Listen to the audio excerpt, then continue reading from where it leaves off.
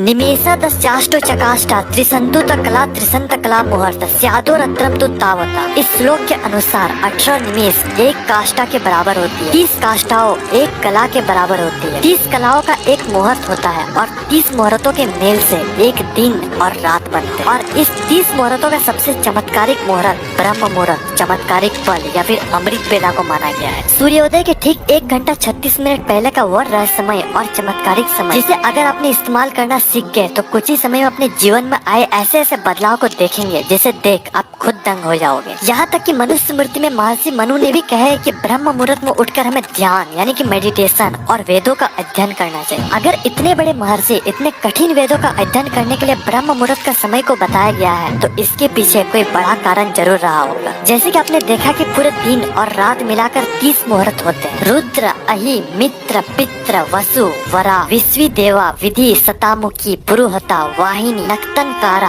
वरुण, आर्यमन, भागिरिसा, आजपद, अहिर्बुधिन्य, पुष्य, अश्विनी, यम, अग्नि, विधात्री, कंठ, अदिति, जीव, विष्णु, द्युमक, द्युति, ब्रह्म और समुद्र। और सभी मुहूर्त 48 मिनट तक चलती है। सूर्योदय के ठीक पहले 2 मुहूर्त होती है, ब्रह्म मुहूर्त, उसके बाद समुद्र मुहूर्त। आज की इस वीडियो में हम इस 2 मुहूर्तों के बारे में बात करें। सबसे पहले बात करते हैं ब्रह्म मुहूर्त के बारे में।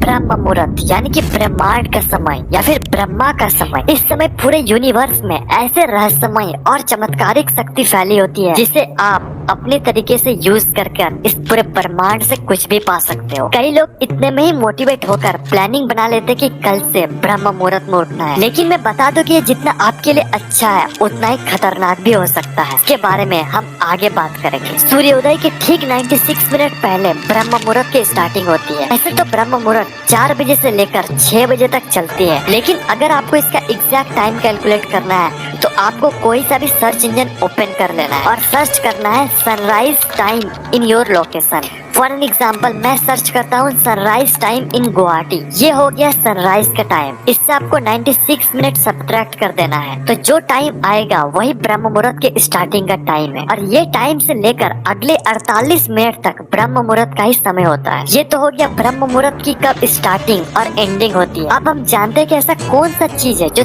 30 मुहूर्तों में से ब्रह्म मुहूर्त को इतना शक्तिशाली बनाती है। Number 1, powerful energy. हमारे बॉडी में टोटल 72,000 नाड़ियाँ होती है और शिव सभ्यता में ये नंबर बढ़कर 3.5 लाख नाड़ियों की बात होती है। पर इसमें से सबसे इम्पोर्टेंट नाड़ी है इड़ा, पिंगला और सुषुम्ना नाड़ी। और एक सामान्य मनुष्य में सिर्फ इड़ा नाड़ी और पिंगला नाड़ी ही एक्टिवेट होती है। सबसे पहले आप अपना उंगली लेकर अपने नाक के नीचे रखें और देखें कि किस नॉस्ट्रिल से आप सांस ज्यादा छोड़ रहे हैं। 99% से भी ज्यादा लोग अपने किसी एक नॉस्ट्रिल से सांस ज्यादा छोड़ रहे हैं, या तो लेफ्ट या तो राइट। बहुत कम टाइम ऐसा होता है जिसमें आपका दोनों नॉस्ट्रिल एक्टिवेट होते हैं, लेकिन ब्रह्म मुहूर्त के दौरान आपके दोनों इड़ा और पिंगला दोनों नाड़ी एक्टिवेट हो जाती है और ये हमारे कुंडलिनी शक्ति को जागृत करने के लिए इम्पोर्टेंट रोल प्ले करती है। और जब आप ब्रह्म मुहूर्त में मेडिटेशन यानी कि ध्यान करते हैं तो आपका सुषुम्ना नाड़ी भी एक्टिवेट हो जाती है और ये हमारे मूलाधार चक्र से होते हुए सहस्त्र चक्र तक बहना स्टार्ट कर देती है। इसलिए साधु और योगी ब्रह्म मुहूर्त में उठकर ध्यान करते हैं। और इड़ा और पिंगला दोनों एक साथ एक्टिवेट होना कुंडलिनी शक्ति के लिए बहुत ज्यादा इम्पोर्टेंट है। लेकिन मैं रिकमेंड करूंगा कि आप किसी गुरु की उपस्थिति में कुंडलिनी शक्ति को जागृत करें, अन्यथा आपको ये नेगेटिव इफेक्ट भी कर सकता है। दूसरा, सर्केडियन रिदम।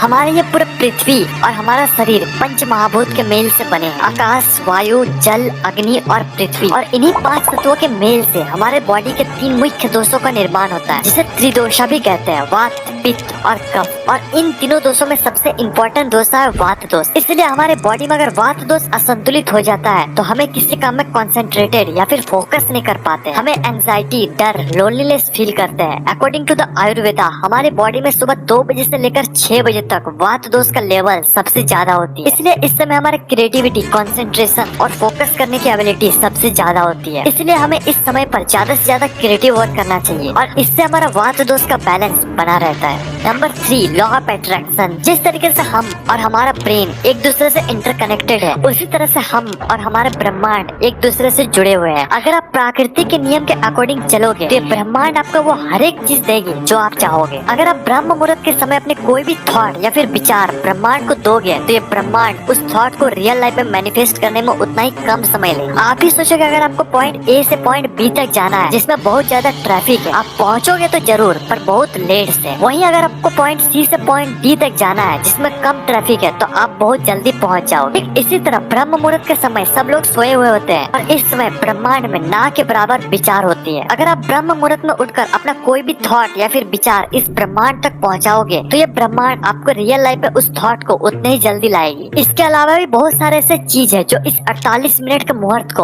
और ज्यादा पावरफुल बनाती है, जैसे कि कॉस्मिक एनर्जी यानी कि विश्व शक्ति। क्या आपको पता है कि हमारी रातें 4 कालों में डिवाइड होती है? फॉर एन एग्जाम्पल, अगर सूर्यास्त 6 बजे होती है तो 6 से 9 रुद्र काल, इस समय हमें कभी भी सोना नहीं चाहिए। 9 से 12 राक्षस काल, इस समय हमें कभी भी जगे हुए नहीं रहना चाहिए। 12 से 3 गंधर्व काल, जब हमें सबसे गहरी नींद में होते हैं। 3 से 6 मनोहर काल, जिस समय हमें हर हालत में बिस्तर छोड़ देना चाहिए, क्योंकि मनोहर काल के दौरान इस ब्रह्मांड में सबसे ज्यादा कॉस्मिक एनर्जी यानी कि विश्व शक्ति होती है और ये वही एनर्जी है जो इस ब्रह्मांड को सुचारू रूप से चलने में मदद करती है। लेकिन जब हम सोए हुए होते हैं तब हमारे बॉडी में बहुत कम मात्रा में कॉस्मिक एनर्जी इंटर कर पाती है। वहीं अगर हम उठकर मेडिटेशन करते हैं तो हमारे ये ब्रह्मांड बहुत अधिक मात्रा में हमें ये एनर्जी देती है, जिससे आपको कुछ ही दिनों में महसूस होने लगा कि आपका कंसंट्रेशन, फोकस करने की एबिलिटी एकदम पीक में हो। अब इतने सारे चीजों के बाद इसके फायदे बोलने का कोई जरूरत नहीं है, लेकिन अगर फिर भी चाहते हो कि ब्रह्म मुहूर्त में उठने के क्या क्या फायदे हैं तो आप वीडियो पे स्टॉप करके पढ़ सकते हो। आज की सो कॉल्ड मॉडर्न वर्ल्ड ने हमारी पूरी संस्कृति को खा चुकी है। जिस समय हमें सोना चाहिए उस समय हम डिनर करते हैं, जिस समय हमें उठना चाहिए उस समय हम सोते हैं। अगर फिर भी आप ब्रह्म मुहूर्त में उठ जाते हो तो आप इस समय में सबसे पहले फ्रेश होकर ध्यान यानी कि मेडिटेशन कर सकते हो, या फिर पूजा या फिर कोई भी स्पिरिचुअल चीजें कर सकते हो। इसके बाद आप अफर्मेशन, विजुअलाइजेशन और लॉ ऑफ अट्रैक्शन जैसे सिद्धांतों पर काम कर सकते हो। ये ऐसा समय है जो आपको अपने बारे में बताती है, आपको अपने बारे में जानने को मौका मिलता है। इस समय का उपयोग करके आप अपने आप को और ज्यादा डेवलप कर सकते हो। यही नए सृजन या फिर सेल्फ क्रिएशन का समय। ध्यान दें कि इस मुहूर्त में आपको प्लानिंग नहीं करना है, इसके अगले वाले मुहूर्त यानी कि समुद्रन मुहूर्त में आपको प्लानिंग करना चाहिए। आपको कभी भी ब्रह्म मुहूर्त में उठकर नेगेटिव थिंकिंग नहीं करना चाहिए। इस समय आप ट्रैवल या फिर किसी से झगड़ा नहीं कर सकते। इस समय ब्रेकफास्ट ना करें, इस समय में कोई भी सेक्सुअल एक्टिविटी ना। ऐसे करने से ब्रह्म मुहूर्त ना रहकर कुछ और ही मुहूर्त बन जाएगा। कई लोग का मानना है कि ब्रह्म मुहूर्त में उठकर आप दोबारा सो सकते हो, लेकिन आयुर्वेद में ऐसा करना निषेध माना गया है। इससे हमारा त्रिदोषा का बैलेंस बिगड़ता है। सब तो हो गया, लेकिन ब्रह्म मुहूर्त में उठे कैसे? सबसे पहले आप ये समझो कि अगर आप लेट से सोकर उठते हो तो आप अचानक से ब्रह्म मुहूर्त में उठने का कोशिश ना करें, इससे आपका हेल्थ पर बुरा असर पड़ेगा। और अगर आप उठ भी जाते हो तो आप पूरे दिन थका हुआ, डिजीनेस, स्लीपी फील करोगे। इसलिए अपने टाइम को धीरे धीरे कम कर सकते हो। जैसे कि आप 8 बजे सो के उठते हो, कल आप 7:30 बजे उठो, फिर आप 3-4 दिन तक 7 बजे उठो, फिर आप 6:30 बजे उठो। ऐसे करके आपको प्रैक्टिस करके ब्रह्म मुहूर्त में उठना है। आपको अचानक टाइम में जंप नहीं करना है। अगर फिर भी सुबह को नहीं उठ पाते हो तो बोलना, इस पर वीडियो बना दूंगा। अभी के लिए कुछ नॉर्मल टिप्स।